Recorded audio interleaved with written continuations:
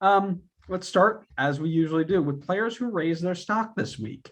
Um, I'm going to go first Oh, because who said you're allowed to go first? it's my podcast. Quiet down. TFC, Toronto FC, the players with your scarf, looked really bad. However, there was one lone bright spot in that team by the name of Luca Petrasso.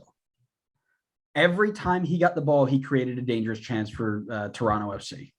Dylan Dielis had a really tough time trying to deal with him. He had two key passes with an assist to the Jesus Jimenez goal, four successful dribbles, the most of any team, maybe in the league. I didn't check after the last game, but I thought he was up there, at least top five for week 2 in dribbles completed. Also drew 3 fouls, and this was all before he got moved to left back in the second half after a Jacob Schaffelberg injury. I mean, he was just torching us. Now, their back line was dreadful, so we were able to get away with it. But he was, when he went back to left back, he made 2 tackles and had an interception as well. I mean, he was just the complete player last week. Everybody keeps saying TFC are a young side, so we can't look into this loss. So are Red Bull. But I think Petrasso is one that's slept on. You hear about a bunch about Marshall Ruddy being the guy, the next guy out, and the big Luca Petrasso is an absolute baller, and I think people need to watch out for him in the future. That's pretty bold of you to go with a player that suffered a 4-1 loss. Correct, but if you watched him play, which I did, if he had better support around him and a better defense behind him to stop us just from continually running through, he would have torched us. I mean, he made Dylan Nealis' life a living nightmare for 90 minutes. Is that just part of because Dylan Nealis is just not that good, or No, it was, he would have given a lot of people. So when I had made the Schaffelberg comment last week, people were they were kind of questioning it a little bit, but as I read the comments that came in throughout, like the Toronto FC postings of their lineups and things like that, everybody was calling for this guy to get on the field, and I was like, okay, I saw him start. Let's keep an eye out for what he's got, and he was phenomenal. And he fits that winger role really. We talk a lot about how MLS doesn't have a ton of really pure good wingers. He can be one of the best. He was phenomenal. I was really a big fan of the way he played. yeah, he could be your new Soteldo this season. Maybe. Yeah, I mean, he's no Alex Mouille, but that's because he starts games. No, he was very, very good. I really like the way he played. If TFC can find a way to shore up that midfield and defense, they will. They have a good player in Luca Petrasso. All right, what you got for your second one? You want me to go 2? Okay, I'll go 2. Yeah, knock him out.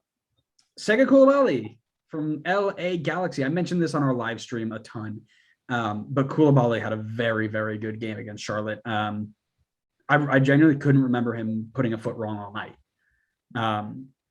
If you look at the stats, he doesn't stand out as like, wow, this guy was phenomenal. He had a tackle and 3 clearances, but his positioning off the ball and the timing of when he was able to shield the ball out of play, beat somebody to the ball, recover the ball, and play it out to somebody up the field. Stats don't really pick up on that, at least from WhoScored.com. They don't really pick up on that, but he was a massive, massive part of the success of LA against Charlotte. And really, Charlotte was not as bad as people might think. And we talked about that. There's a lot of good going on in Charlotte, but he made it very difficult for that attacking front 3 to do anything, or front 2 really. So really good night for Mr. Koulibaly. And I think I just really enjoyed the way he played. I think his stock went up a little bit this week.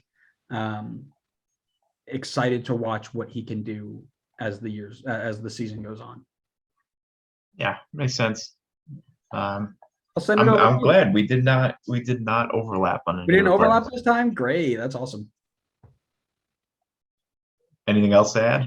No, I was going to ask if you had who you had as one of your 2. So first one I had on my list was Sebastian Driussi for Austin FC, because sorry, cutting you off. I was reading my notes and I had stock up, Luca, Koulibaly, and then stock down. So I'm reading my notes for stock down while you said Sebastian Druisi, and I'm like, are you out of your mind thinking we're talking about stock down? I was like, whoa, whoa, whoa, whoa. Yeah, he the second week in a row now that he's had a very strong week. Let me ask you a quick question here. At the start of the season, did you think that he was an MVP talent player in this league, in the MVP conversation? No, me neither. No, I didn't rate him. No, I mean it's only 2 games. I don't want to get ahead of anything here, but if you were to name an MVP after 2 weeks of this season, he would easily be a finalist right now, if not the winner. I mean, he wouldn't be the He winner. Lewis Morgan exists, but yes, he would be in the finalists. he would still beat Lewis Morgan. I promise you that. Good one. If he continues the pace that he's on right now, he will win MVP in this league, no question. I want to say take it with a grain of salt though, because Austin has played two very bad teams to start the season, in FCC and Inter Miami. So he beat up on them like you're supposed to, but we will see once they start to play some more formidable opponents. Can he continue to do that, or will the output start to come back to earth a bit? I still think after the first 2 weeks, his stock is up. I think he went from being, like a good player in the league to now he's like, granted, again, super early, but he's in the MVP conversation at the moment. Very, very hot start for him. He's really turned around this Austin attack and made them look super dangerous. And the other one, another super obvious one, I went with Lewis Morgan on this one. I know. How can you raise your stock from the best player in the league? I know we'll talk about him more later. I'm going to ignore your comment. Lewis Morgan's stock was sky high after his first season in Miami. He was phenomenal. I don't know if I would say sky high. He single-handedly carried that team to the playoffs. No question about it. There were 10 teams out of 13 that made the playoffs. I know, but they weren't in that conversation. You take Lewis Morgan out of that, they might be FCC bad. He was their only good player that season. And then last year, he got moved out to like right back, something like that, in more of a defensive role. And his stock fell down because not his fault. He was playing out of position because Benny Ball never dies. Again, not his fault, but I would say that his stock probably dipped a bit going into the season just because his numbers weren't as strong finishing off last season. So when he goes out and scores a hat trick in week 2, yeah, his stock's going back up, right back to where you'd probably see Morgan after season 1 with Miami. And I imagine his stock is now going to the moon. I'm sure you wouldn't disagree if it is not at the moon already. I don't know if you want to do this now, or if you want to do this later, if you want to go into our whole argument over the Lewis Morgan overpay. Do you want to do that now, or do you want to talk about that later? There is no conversation. It's not an overpay. I don't disagree with you. It's not an overpay, but I think we're gonna go ahead and make you publicly apologize. I want to hear you say I was wrong when I said Lewis Morgan was a bit of an overpay at 1.2 mil after he was bought. I want to hear it. No, I don't think he's an overpay, but at the time when he first got traded, I think it was absolutely valid to feel that way because he was coming off of a down season, granted, again, playing out of position. And at the time, he was the first of the major trades during this window. So I looked it up. I found an article from MLS.com, and his Tam Gam move was one of the top 10 largest of all time. And that was just taking into account the moves that happened prior to the 2022 offseason. So you're looking at the start of the offseason, before you know that there was going to be a ton of like large interleague moves.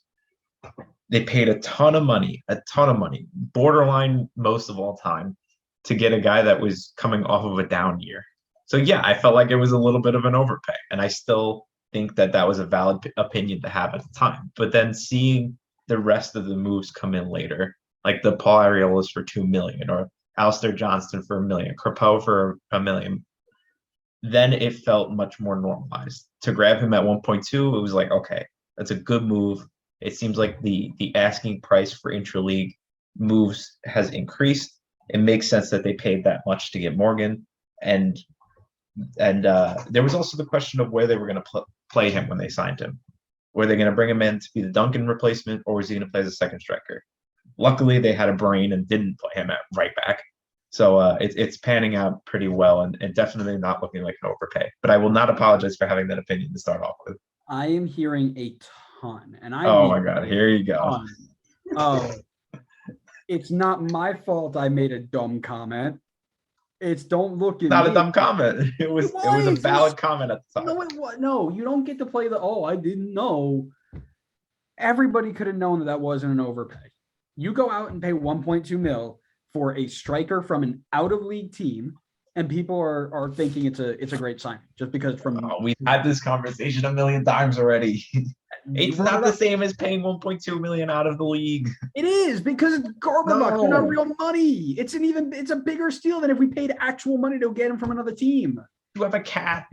This doesn't trend. We paid Garber bucks. Stop. We paid Garber bucks that were expiring at the end of the year. We either used it or lost it. And now we got at least 3 goals out of it, probably more.